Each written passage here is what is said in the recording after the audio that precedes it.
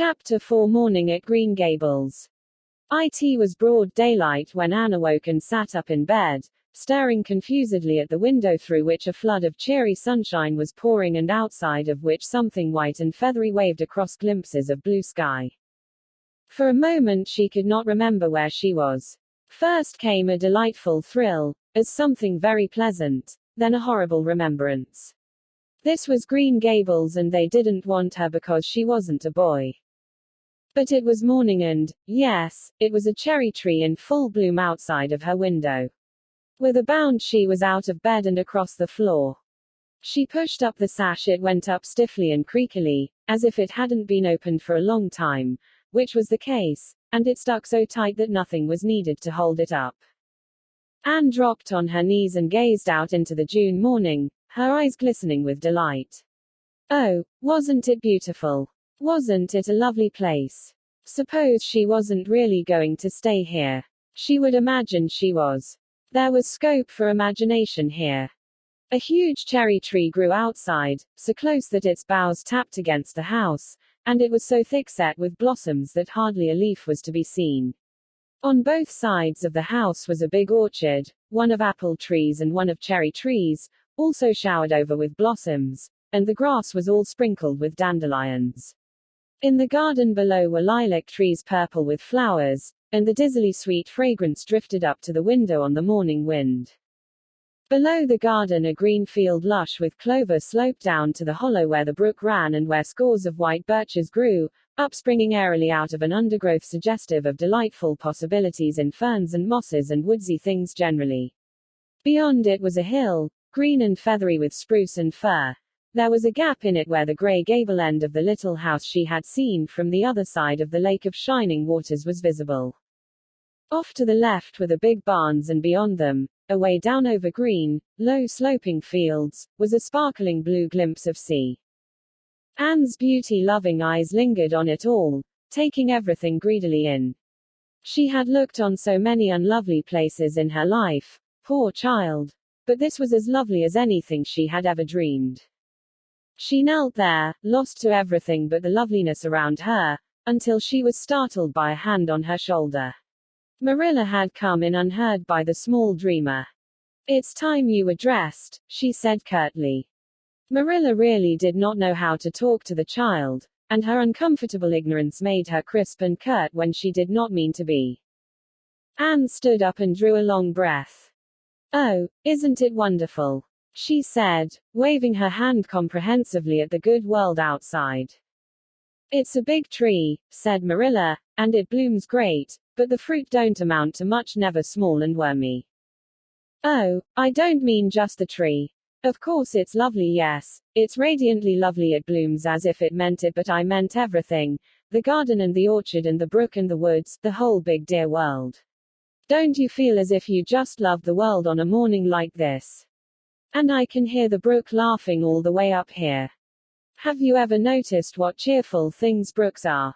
They're always laughing. Even in winter time I've heard them under the ice. I'm so glad there's a brook near Green Gables. Perhaps you think it doesn't make any difference to me when you're not going to keep me, but it does. I shall always like to remember that there is a brook at Green Gables even if I never see it again. If there wasn't a brook I'd be haunted by the uncomfortable feeling that there ought to be one. I'm not in the depths of despair this morning. I never can be in the morning. Isn't it a splendid thing that there are mornings? But I feel very sad. I've just been imagining that it was really me you wanted after all and that I was to stay here forever and ever. It was a great comfort while it lasted. But the worst of imagining things is that the time comes when you have to stop and that hurts. You'd better get dressed and come downstairs and never mind your imaginings," said Marilla as soon as she could get a word in edgewise. "Breakfast is waiting. Wash your face and comb your hair. Leave the window up and turn your bedclothes back over the foot of the bed. Be as smart as you can."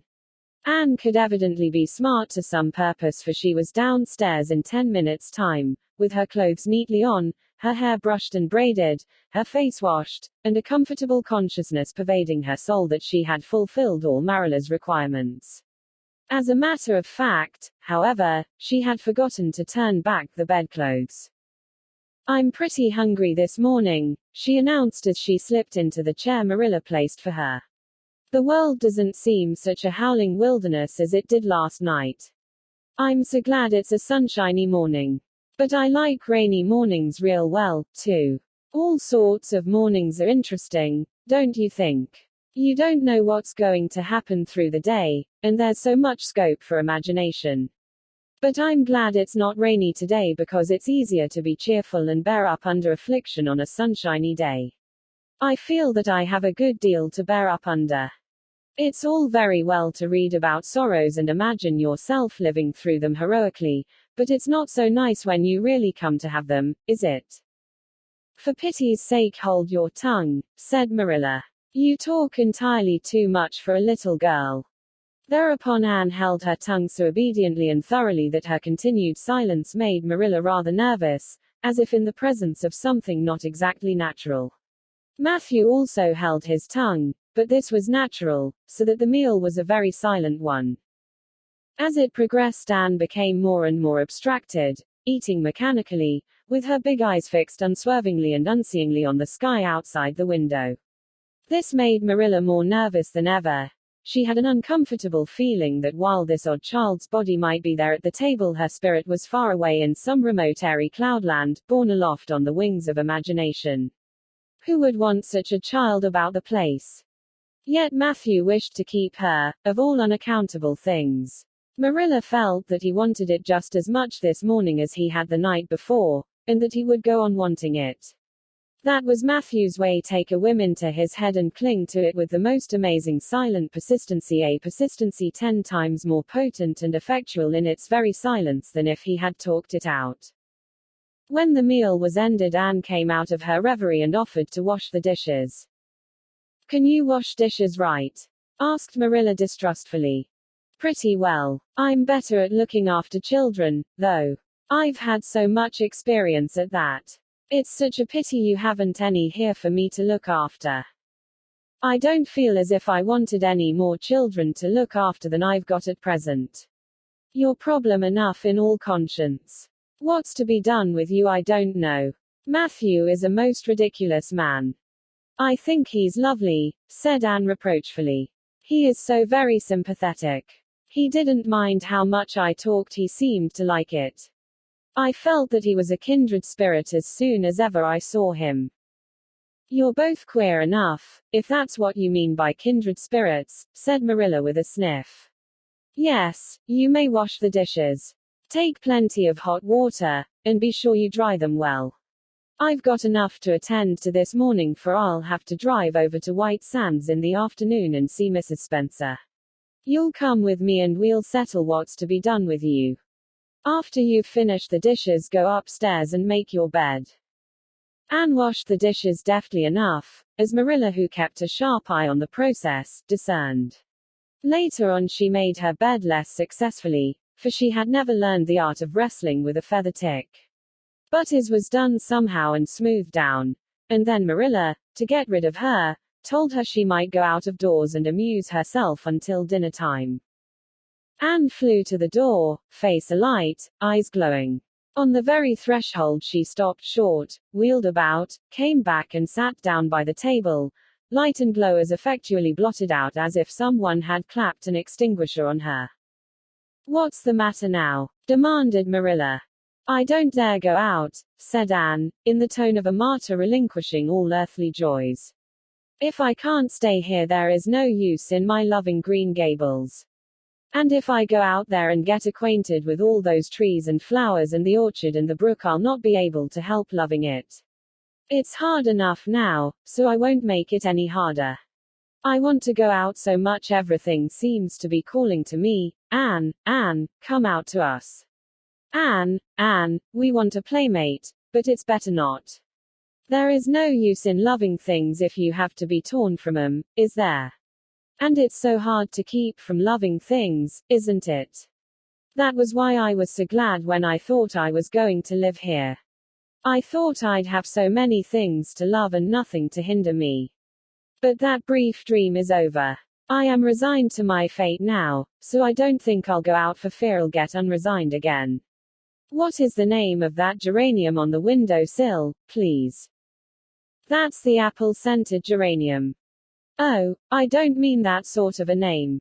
I mean just a name you gave it yourself. Didn't you give it a name? May I give it one then? May I call it Let Me See Bonnie would do. May I call it Bonnie while I'm here? Oh, do let me. Goodness, I don't care. But where on earth is the sense of naming a geranium? Oh, I like things to have handles even if they are only geraniums. It makes them seem more like people. How do you know but that it hurts a geranium's feelings just to be called a geranium and nothing else? You wouldn't like to be called nothing but a woman all the time. Yes, I shall call it Bonnie. I named that cherry tree outside my bedroom window this morning. I called it Snow Queen because it was so white. Of course, it won't always be in blossom, but one can imagine that it is, can't one? I never in all my life saw or heard anything to equal her, muttered Marilla, beating a retreat down to the cellar after potatoes. She is kind of interesting, as Matthew says. I can feel already that I'm wondering what on earth she'll say next. She'll be casting a spell over me, too. She's cast it over Matthew. That look he gave me when he went out said everything he said or hinted last night over again. I wish he was like other men and would talk things out. A body could answer back then and argue him into reason. But what's to be done with a man who just looks? Quote. Anne had relapsed into reverie, with her chin in her hands and her eyes on the sky, when Marilla returned from her cellar pilgrimage. There Marilla left her until the early dinner was on the table. I suppose I can have the mare and buggy this afternoon, Matthew, said Marilla. Matthew nodded and looked wistfully at Anne. Marilla intercepted the look and said grimly, I'm going to drive over to White Sands and settle this thing. I'll take Anne with me and Mrs. Spencer will probably make arrangements to send her back to Nova Scotia at once. I'll set your tea out for you and I'll be home in time to milk the cows. Still Matthew said nothing and Marilla had a sense of having wasted words and breath. There is nothing more aggravating than a man who won't talk back unless it is a woman who won't. Matthew hitched the sorrel into the buggy in due time and Marilla and Anne set off. Matthew opened the yard gate for them and as they drove slowly through, he said, to nobody in particular as it seemed. Little Jerry boat from the creek was here this morning, and I told him I guessed I'd hire him for the summer. Marilla made no reply, but she hit the unlucky sorrel such a vicious clip with the whip that the fat mare, unused to such treatment, whizzed indignantly down the lane at an alarming pace. Marilla looked back once as the buggy bounced along and saw that aggravating Matthew leaning over the gate, looking wistfully after them.